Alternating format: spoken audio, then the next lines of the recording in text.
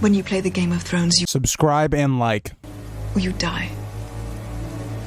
There is no middle ground. Alright, hello YouTube. This is going to be a very different video than I've normally done. I'm going to do a reaction video. I was going to do this on like some Preston Jacobs like theory videos, but I stumbled across this video on my recommended and I thought it was a really interesting idea, and I watched like the first little bit of it just to see like what it was about and, you know, where we were going in this video, and just make sure it was a good video for you guys. So we're going to do a little bit of a reaction on here, and I want to kind of give full credit to the person that made this video. And I want to say, even though this video is, you know, it's 2 years old, I would go over to this channel, watch this video yourself, because I will be pausing and giving my own like information and context in between all of the clips or this video in general. And also subscribe to his channel, like I'm about to do right now. So go over, hit a nice little subscribe, and there you go. But this is Bridge4's YouTube channel, and we're going to be looking at, did Duncan the Tall lie about being a knight? This is something that I guess went over my head. I never really thought about, would Dunk have lied about becoming a knight? And there's going to be some information presented in here as to, well, maybe why that is. And he brings up some information that I do want to talk about when we get there that I was not able to find any information on. But without further ado, let's get into his actual video. And also, if you guys have any other videos you guys want me to do, let me know. I may do them depending on how these reactions do. Also, I hope you guys didn't notice my webcam's a little screwed up, but yeah, so let's get into the video. Kingdom series is called The Hedge Knight. It's a story about what it means to be a true knight. Now, one thing that a true knight does not do, you would think, is lie. But this is... That's a great point, and it's something I think is interesting to look at with Dunk as a character. And the really intriguing thing about this theory and looking that, is Dunk the Tall, did he lie? Because he is a knight that seems very similar to Brienne, the quintessential what you want to be if you're a knight.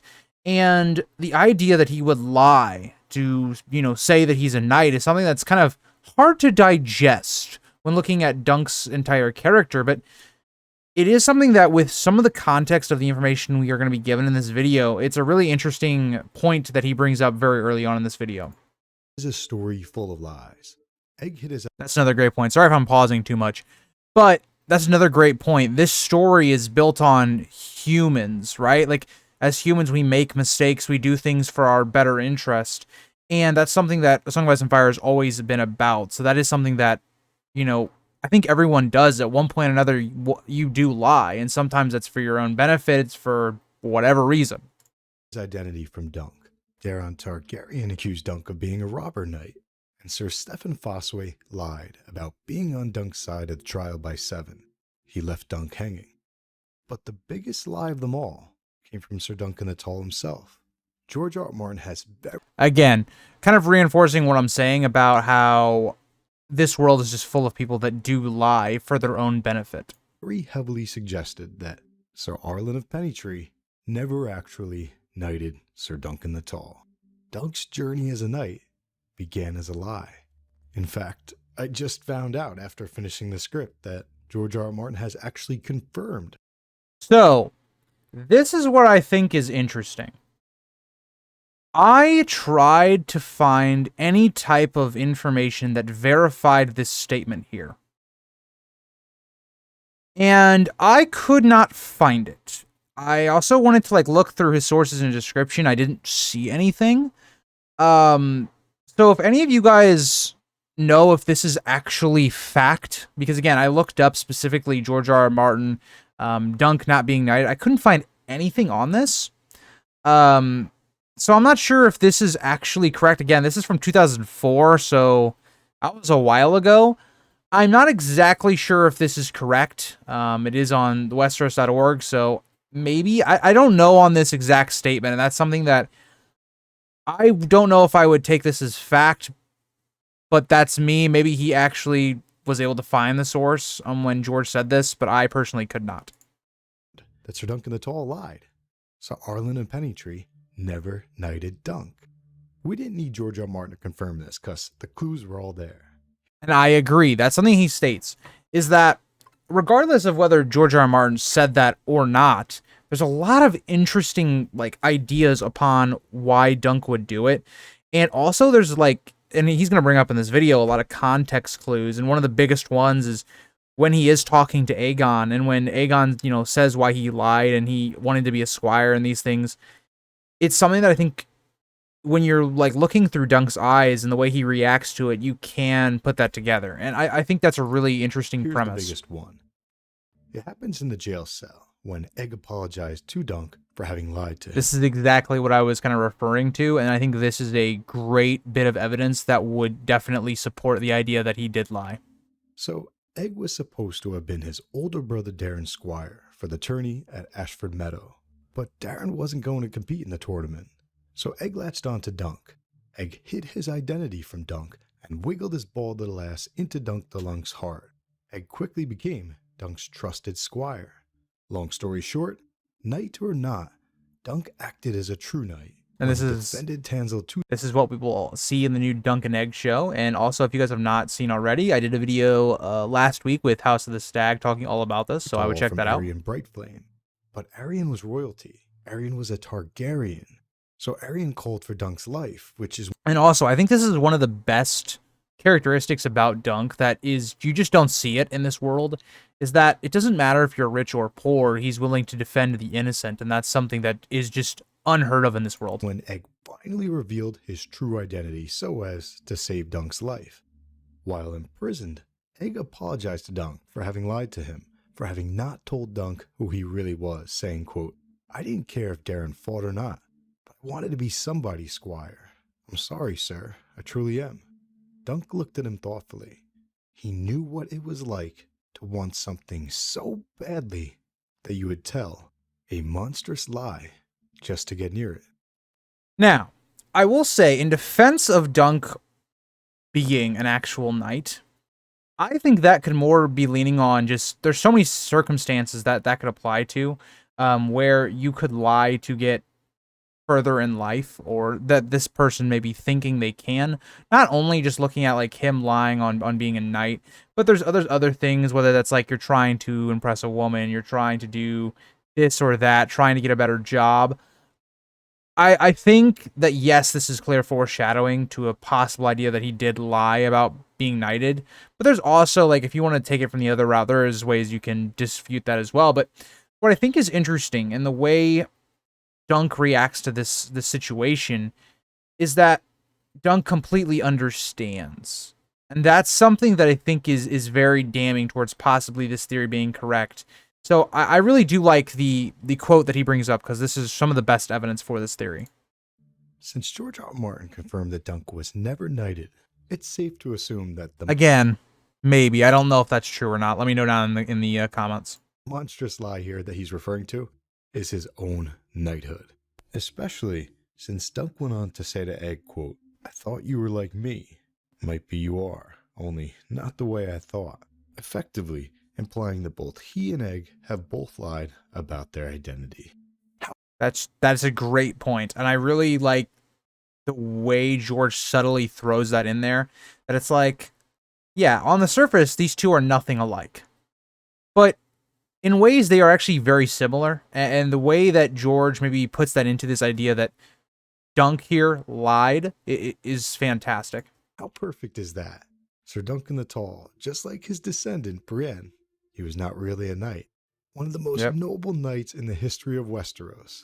His song began with a lie. It's totally the type of thing that George R. R. Martin would do, right?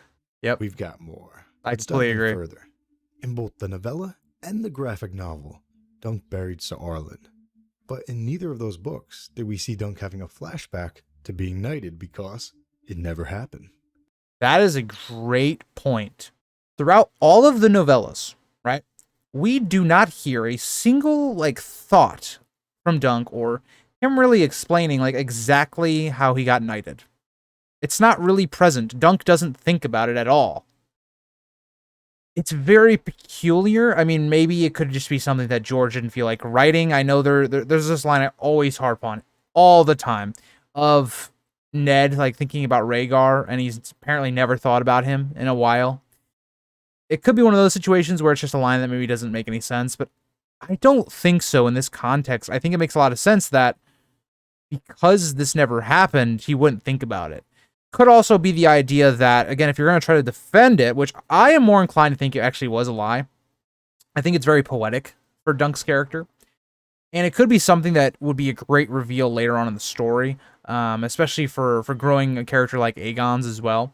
But for me, I think it's interesting that Dunk, like, never really thinks about it. And I think the way you probably defend that would be, well, maybe it's a very, I guess, traumatic moment for Dunk, as, you know, the person had been looking over him for so many years, died.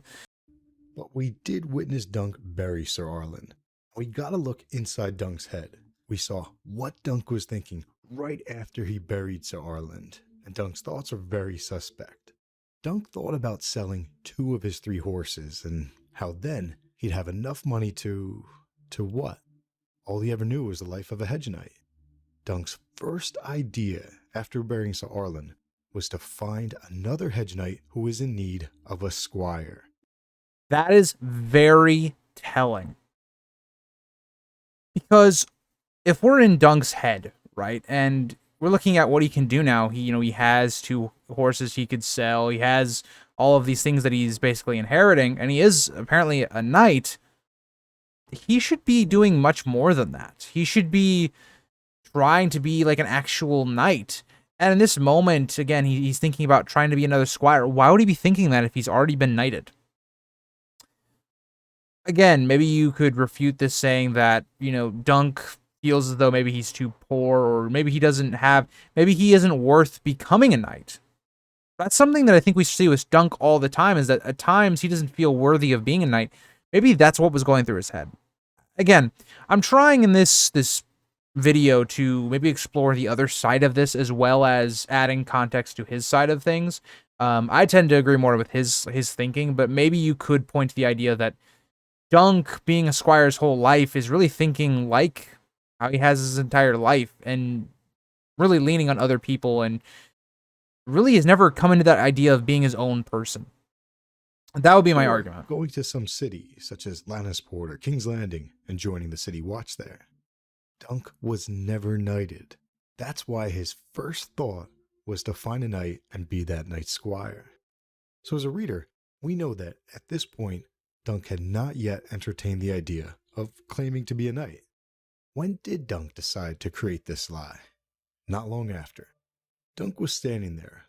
I think even another thing that I would want to add to that, for why Dunk maybe would not want to go around saying he's a knight, is that Dunk, it's a really hard story to sell. Like, regardless if it was the truth or a lie, there's no witnesses, and it's very suspect that the person that knighted you dies.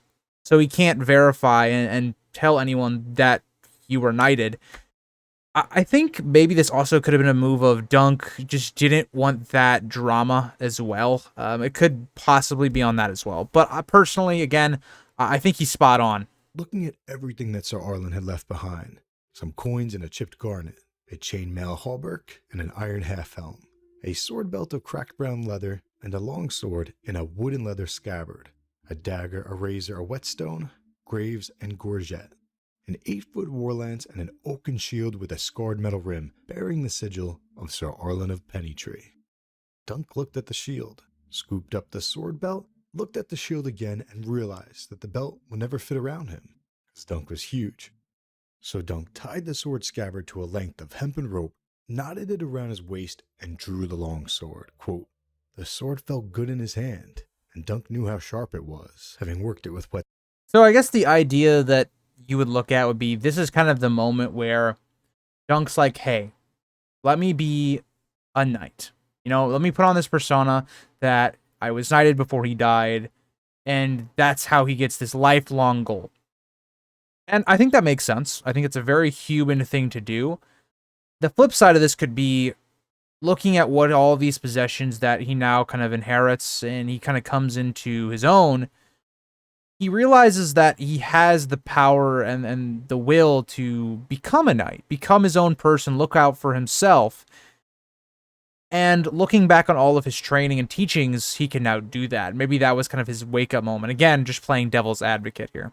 whetstone and oilcloth many a night before they went to sleep. It fits my grip as well as it ever fit his, he thought to himself. And there is a tourney at Ashford Meadow.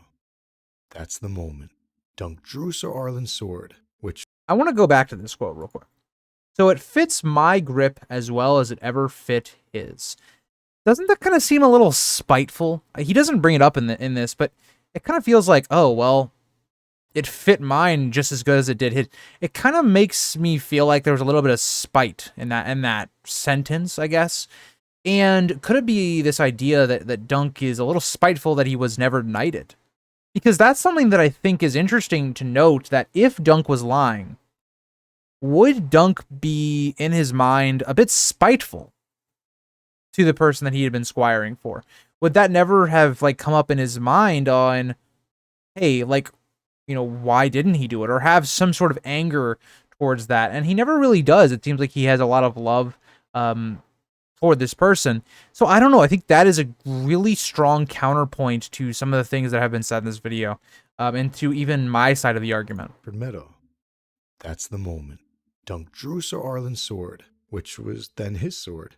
He drew it for the first time and decided he wasn't going to be someone's squire. There was a tourney at Ashford Meadow that he was going to compete in as a knight. Also, sorry if you guys like can kind of tell there's like a weird edit or like interruption. It's because I have to cut out the ads, but yeah, let's continue. Dunk was going to become a champion. That's the moment that the squire known as Dunk knighted himself, and later took on the name Sir Duncan the Tall. Here's a second clue that I'm very keen on. As you know, Dunk got himself into trouble by striking a member of the royal family, Arion Brightflame. Arion's uncle, the hand of the king, Baelor Breakspear, he advised Dunk to demand a trial by combat, since that was his right. Arion Brightflame then demanded that that trial be a trial of 7, since that was his right. So Dunk needed to get 6 knights to fight alongside him. If Dunk could not find 6 knights, then he would be automatically declared guilty. That's probably why... Which is a really odd system when you think about it. Like, think about that. You can't find 7 knights to support you, so you die. Or I guess 6 other knights. That's kind of a crazy system, where it's just like, oh yeah, you are punished because you don't have a lot of friends in high up places. Arion Brightflame elected for the trial by combat to be a trial of 7 in the first place. Dunk didn't know anyone, so Arion probably figured that Dunk would not be able to get 6 people to risk their lives for him.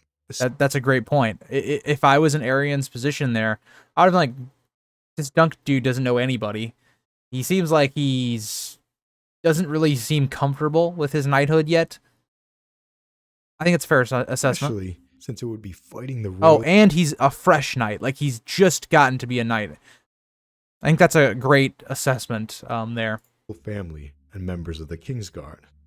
Well, luckily, karma is a bitch.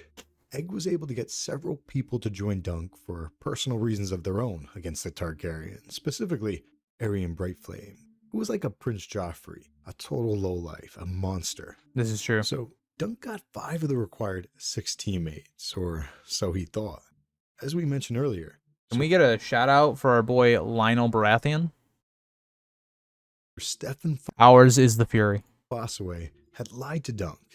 His time was running out for Dunk to form a full team. Sir Stefan Fossaway revealed that he was not Dunk's 6th man, he was Arion Brightflame's 7th, meaning... Could you imagine this, though? Like, your life is at stake, and somebody, like, just lies to you, says they're not going to show up. They are an anointed knight, right? Knights are supposed to be very honorable. They're not supposed to do stuff like that. And now you're condemned to death because you're a shorter person. Like, that, it really shows you how bad this judicial system was, just in general, because it shows something that is, like, unholy, as in lying and disloyalty, I guess, or untrustworthiness, is rewarded, and Dunk is killed. Well, Dunk had he would to have. find 2 more people, and quick.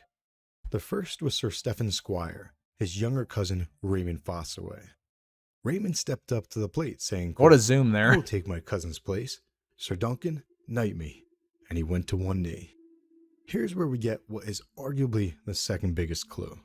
Frowning, Dunk moved a hand to the hilt of his longsword, then hesitated. Raymond, I should not. For some reason, Dunk would not knight Raymond. Now, I want to be fair. There is a chance that Dunk was simply worried about Raymond's health. That's the way I took it. When I listened to this on audiobook. I didn't actually read it. I think the audiobook is so good, by the way, if you haven't listened to it. The way I took this when I first heard it was that Dunk was worried about his safety. Again, look at Dunk himself. He is someone that is freshly, well, either is freshly knighted or is saying that he is. Think about how much pressure he's in. He's sitting here thinking that he's probably going to die, like regardless. He is not at the skill level of a lot of some of these people probably in his head. And now this really young kid comes up saying, "Knight me," to go against some of the better fighters in Westeros. I think Dunk just was a good person here and didn't want to put Raymond's health at risk. And I think that's a great point that he also like brings up here. That would be my defense. I get what he's trying to do with this, whereas like Dunk doesn't want to knight him because he's not a knight. So that wouldn't like make sense because then you're not actually a knight. And then you're creating this whole thing where Raymond is now not actually a knight. He's technically lying about it because Dunk isn't a knight. And you create that whole chain of reaction. That's not what I thought was going on here. Maybe it's a combination of both, but yeah. Dunk may not have wanted Raymond to get hurt fighting for him. But since we know that Dunk lied about his knighthood, there's a pretty good chance that Dunk was hesitant to knight Sir Raymond because Dunk was ashamed. And that's what I was talking about, yeah.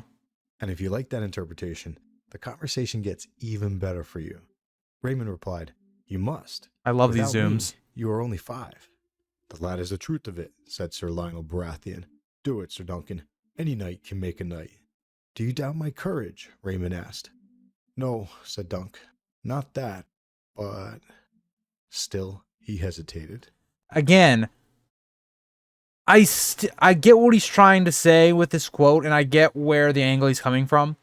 But to play devil's advocate here, it's not that Dunk is doubting his courage. It's that he's doubting his actual ability. He's really young. We see this very commonly throughout this world of a summer knight or someone that's very inexperienced and going against such experienced fighters on the other side. I think Dunk would feel even more guilty if he was to die because he knighted him. So I think there's that also built upon thing onto this idea. Sir Lionel Baratheon ended up knighting Raymond instead of Dunk. And as he did so, Dunk walked away, quote, feeling as relieved as he was guilty. So yeah, that's a pretty big feeling. So I think, again, you can take this two ways. One way you can take it the way he's stating, and I think it's a very valid opinion, and it does play into exactly what he's been talking about a lot. But you could also take this the other way, that now a lot of the guilty conscience, if, say, he was to fall, Raymond, in that regard, it's not really on Dunk anymore, because it's Lionel who knights him. I think you could look at it from that way as well. Second clue. Dunk was not a knight. There are actually a lot of other potential clues which are worth mentioning quickly. Dunk wondered if his ears had turned red when he went to sign up for the list, and we know from Dunk's conversations with Prince Baelor and Tanzel Tutal that Dunk gets red ears when he's nervous or ashamed. Again, I think that's more of Dunk's character. I don't know if I would go to him just lying. I think that's more of Dunk. What did I just say? That Dunk is nervous in front of high lords, high ladies, and I think that plays more into that idea. But again, it could be possible, especially if we go back to the other quote he had on here, where, "Are you a knight?" He nodded, wondering if his ears were red. Again, could be that he's lying in this moment. I think it's more like he's talking to someone that's very, like, kind of upper and more powerful and plumber, and Dunk just looks young. He is someone that is a fresh knight. Again, could be that he's lying, but could also be something else. I think you can go both ways with that. And I just like to try and play devil's advocate with this theory, even though I agree with it. Dunk gets red ears when he's nervous or ashamed. Dunk wondered if, towards the end, Sir Arlen had forgotten the words of the knight's vows, which implies that Sir Arlen did not say the knight's vows in his final Let me just read over this real quick. moments. I think that's a good point that he brings up. Dunk referred As I was saying before I got interrupted by an ad, I think that is a good point there that, you know, how would you forget that, I guess, or not remember it as much if that just was like one of the biggest moments of your life? I don't know. to himself as a knight to egg. Dunk wondered if Sir Arlen was looking down on him. I think you could take this in multiple different ways as well. I think you could be like, well, maybe Arlen thought that Dunk should be doing more than what he's doing. I think you could take it that way, but it also, I feel like, could also really be taken the idea that Dunk did lie, and the old man it could be questioning Dunk and his actions. Possibly out of guilt. There are even clues I agree, in other with novellas, guilt. such as the Sworn Sword here too. Dunk turned red when Sir Eustace told him that he was the sort of man he'd hoped that his daughter might marry. Again, but think about how much praise you're giving, and I am someone that I take compliments very oddly. Like, especially in real life, I will get like a little like red. So I can definitely see why Dunk just being told these things like, man, I wish my daughter, would marry someone like you. True knight, Sir Duncan. A true knight. And Dunk shuffled his feet when the Red Widow asked him if Sir Arlen had knighted him. Dunk never explicitly lied to her, but he avoided the question. Again, I think we see a constant theme that Dunk is kind of socially awkward when it comes to highborn people. This is another one of those actions, but I do think it is interesting that every single time that Dunk's knighthood is brought up in this video, that again, Dunk kind of is like very nervous. He's either red or he's, again, like this, shuffling his feet, not really paying attention to his boot. Again, deceptive answer. And in the third novella, I think that's a very good point he brings up. Dunk flushed when Sir Uther asked him if he would vow on his honor as a knight. A lot of these quote-unquote clues have room for debate, since there are... Yeah, and that's the thing with George R.R. Martin's writing that's so great, is that so much of what he writes is kind of up for debate. When you look at like Ned Nashara, Rhaegar, and Lyanna, all those theories, they're always open to interpretation. I did a video recently that was like Robb Stark being brought back, and it's just word choice. They can be interpreted so differently when you have so many things going on, and I think that's one of the beauties of George R.R. Martin. That's why a lot of the A Song of Ice and Fire community has lived for so long, because you can just constantly keep going back and forth with these. There are other reasons that Dunk may have been nervous, worried, ashamed, guilty, or otherwise uncomfortable in these conversations and situations. But remember, even if George R. R. Martin had not confirmed offline that Dunk was never knighted, we know for a fact that Dunk had said a monstrous lie in order to get close to something that he wanted. So, I disagree with what he just said here. So he says that Dunk, for a fact, said a monstrous lie. I don't believe that. So if we look at it, he knew what it was like to want something so badly that you would tell a monstrous lie just to get near it. It could be more that Dunk is suggesting or thinking that he understands what that's like. He's thought about doing this before, but maybe something held him back. He doesn't state here that he did tell one. It's so badly. Small difference, I know, but it is major to the context of this Most argument. likely his knighthood. So Dunk's reluctance to knight Raymond Foss away and all these other clues, they're just the icing on the cake. But if all that stuff is not sufficient for you, then I've got a few more, including Dunk himself admitting that he's not a knight. But here's one that I love, the Florian and Jonquil clue. I'll call this the Pinocchio clue. The As the Pinocchio story clue. goes, Florian claimed to be as great a fool as ever lived, and as great a knight as well. This is great evidence. I did not expect to see this in here, but this is some good clues. Sounds like Sir Duncan the Tall, right? Well, Sir Dunk the Lunk. many fans look at Tanzel Too-Tall, the puppeteer, as the Jonquil to Dunk's Florian. After all, This is a great analysis and great comparison that I don't think a lot of people would have initially thought, and I'm glad he brought up this evidence, because even I didn't really think about it. And again, this is a theory I haven't really thought about and put much into, because I haven't really heard much about it before. So I think this is a really interesting idea that he brings up, because as we keep going on, Dunk is constantly being called kind of like stupid, or maybe he thinks inside of his head that he's not the smartest character. And that really plays into this idea of the fool. To protect Tansel. And at the end of the story, Dunk began a journey to Dorne, presumably to find her. In fact, the very last line of the Hedge Knight story is, quote, "I hear they have good puppet shows." So the Florian and Jonquil story resides close to Dunk's own character and arc, right? Two things. First off, what is the most popular puppet you can think of? For me, it's Pinocchio. A liar. So that may I can't think of many puppets, to be fair, though. Putting that aside, check this out.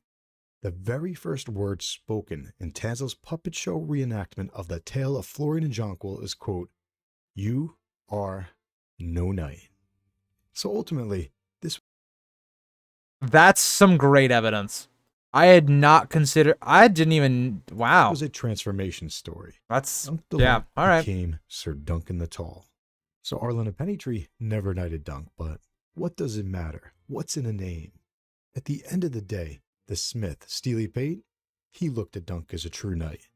And the small folk looked at Dunk as a true knight as well. And I think this is really all that matters. What he's talking about is that it doesn't really matter what his title actually is, if he's a knight, if he's not. Dunk is what a quintessential knight should be. He tries to treat everyone with kindness, and especially helping the poor and the people that are abused in this world, which is just something that's unheard of. It's something that he helps to instill within Egg, and it's something that really plays into Aegon's reign. And that's kind of the biggest idea here with Dunk, is that it doesn't really matter if he is a knight or not. Why? Because Dunk was a knight who remembered his vows, said Steely Pate. Most of Dunk's team in the trial by 7, they joined for their own personal reasons. But Dunk was one spot short, so he raced back and forth, the tears of pale, cold men, and shouted out in despair, "Are there no true knights among you?" Silence. But then someone answered, well, not just... And that's a great point. Are there no true knights among you? Because I would be thinking, if you're a knight in this moment and you're looking at the other side and the talented fighters that you have on the other side, you'd be sitting here going, why should I risk my life for this dude that I don't know? But it's this idea that Dunk is the character with the lesser power that's been done an injustice, and there's no one stepping up. So Dunk is going to instill that for the rest of his life, that he is going to try and live as a true knight and instill that upon Aegon. Just someone. One of the best Targaryens in the history of Targaryens. One of the best humans in the history of Westeros. The Hand of the King, the Prince of Dragonstone, the Soul of Chivalry, and the Protector of the Realm. Baelor Breakspear himself. Baelor answered Dunk's call. One of the best Targaryens. For true knights. In this story, Baelor Breakspear had already told Dunk to rise twice. So in a fashion, Baelor had already knighted Dunk twice. And you could make the argument that he did so in his dying moments as well. But personally, I like this moment the best. We could look at Baelor's decision to fight beside Dunk, against his own blood family, as a knighting ceremony of sorts. Baelor Breakspear stood by Dunk because, quote, "This man protected the weak, as every true knight must."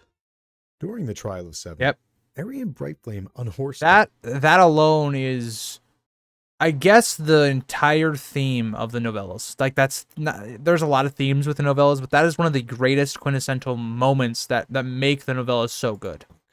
As Dunk lay there, he thought, Dunk the Lunk thought he could be a knight. Yet another subtle clue. Again, this is an interesting line when it comes into this theory. Again, I never thought about it this way. And again, I'm someone that believes in this theory that he's stating. But I won't lie, on my first interpretation of this and my first time learning about this story and listening to it, I thought this more or less was Dunk felt stupid because he thought he could come in here, he could be the best knight when he didn't have the most experience. He's not this knight that comes from a great, ancient family like the Targaryens or the Lannisters, the Starks. He's just a hedge knight. And that is what I think is one of the great themes of this, that anyone can really rise to be a great knight And this is kind of the underdog story. Then Arian smashed Dunk in his head with a spiked morning star. When Dunk opened his eyes, he was on the ground again, sprawled on his back, face throbbing, and he thought, I failed them. I am no champion. I'm not even a hedge knight. Boom. The lie doesn't get any more obvious. Again, I will add that, again, this could just basically be that Dunk's skill was not good enough in his mind to even be a hedge knight. Than that. But that was not the end of Dunk's song. Where he found the strength, he did not know, but he found it. Dunk rallied and he smashed Arian Bright Flame. Dunk made Arian quit. So, the whole idea there could be, okay, Dunk maybe on the outside isn't a knight, but on the inside, he has what a knight should be. He has those true intentions, and that gave him the strength to overcome. And that's a great message as well. So, with Baylor Breakspear's help, Dunk won his trial of 7 and conveniently wondered if he was finally a knight in truth. Yes, Dunk, you earned it, just like your descendant, Brienne of Tarth. But if you read the story, then you know it wasn't all roses. It was not. The world lost one of its best that day, when Baylor Breakspear died in Dunk's arms. How different the world could have been if he lived. Yet, the world also gained one of its best that day. True. A squire formerly known as Dunk, transformed into a true knight. The hedge knight, Sir Duncan the Tall. A knight of the 7 kingdoms. All right, that is the end of the video, and I wanted to say, guys, this was a fantastic video. I would again subscribe to this channel. I'll have the link in the description, and if you guys want to see more reactions from me, just let me know. Let me know what stuff you guys would want me to react to. But I think this video is fantastic. The way he articulates his points, gives a lot of book evidence, does a fantastic job. And again, in this video, it might seem as though like I'm going against this theory, but like I've said multiple times in the video, I actually agree with him, but I wanted to add some context for people that maybe didn't believe in this theory and give some ideas to refute his claims.